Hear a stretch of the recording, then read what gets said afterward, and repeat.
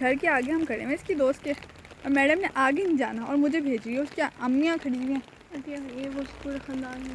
मैं नहीं जा रही, चलो वापस। मैं नहीं जा रही हूँ, मुझे दोस्त। अभी ये पठानों का घर है। मुँह रखो ना, बोल तो नहीं ये इधर में नहीं, मुझे नहीं पता। अच्छा अभी मैंने उनकी अम्मी को बोल दिया है कि ये तो सुषमा को उसकी दोस्त मिल गई और मैं लोनली हो गई।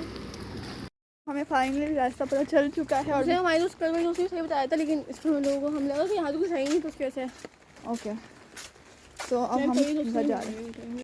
ओह my God, we got the area. हाँ वो कुछ कहना है? मुझे तो टमाटर मारने को नहीं चाहिए।